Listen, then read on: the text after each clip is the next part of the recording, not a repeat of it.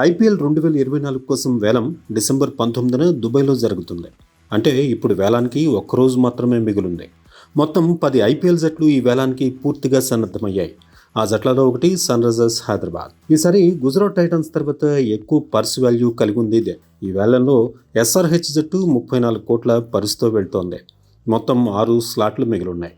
అందులో 3 విదేశీ ఆటగాళ్లకు ఛాన్స్ ఉంది. అంటే ఈ వేలంలో సన్ రైజర్స్ హైదరాబాద్ జట్టు గరిష్టంగా 6 ఆటగాళ్లను మొత్తంగా 34 కోట్లకు కొనుగోలు చేయాల్సి ఉంది. అంటే ఈ వేలంలో ఒక్కో ఆటగాడిపై హైదరాబాద్ సగటున 5 నుంచి 6 కోట్లు వెచ్చించవచ్చు. ఇటువంటి పరిస్థితుల్లో ఈ జట్టు ఖచ్చితంగా కనీసం 2 ఆటగాళ్లపై భారీ బిడ్ వేసే ఛాన్స్ ఉంది. ఈ వేలానికి రాకముందు హైదరాబాద్ జట్టు 18 మంది ఆటగాళ్లను రిటైన్ చేసి కేవలం 6 మంది ఆటగాళ్లను మాత్రమే విడుదల చేసింది. రాహుల్ త్రిపాఠి, మయాంక్ అగర్వాల్, వాషింగ్టన్ సుందర్, భువనేశ్వర్ కుమార్, ఉమ్రాన్ మలిక్ వంటి ఆటగాళ్లు ఉన్న ఈ జట్టులో కొంతమంది కీలక భారతీయ ఆటగాళ్లు ఉన్నారు. వీరు కాకుండా విదేశీ ఆటగాళ్లలో Aiden Markram, Heinrich Klaasen, Marco Jansen, Glenn Phillips వంటి అంతర్జాతీయ ఆటగాళ్లు ఉన్నారు.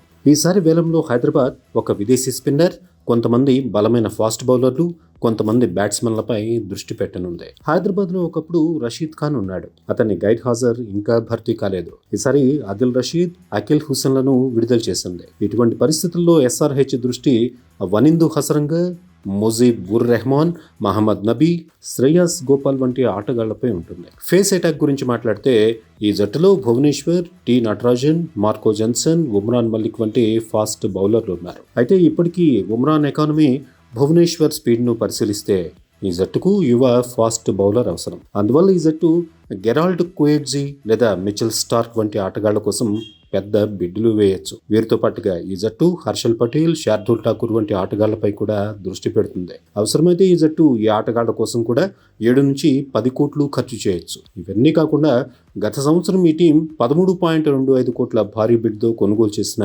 హ్యారీ బ్రూక్ను ఈ సంవత్సరం హైదరాబాద్ విడుదల చేసింది. ఇప్పుడు ఈ జట్టు బ్రూక్ స్థానంలో కూడా వెతుకుతోంది. హ్యారీ బ్రూక్ స్థానంలో ట్రావిస్ హెడ్, డారెల్ మిచెల్ లేదా షారుఖ్ ఖాన్తో వచ్చే అవకాశం కూడా ఉంది.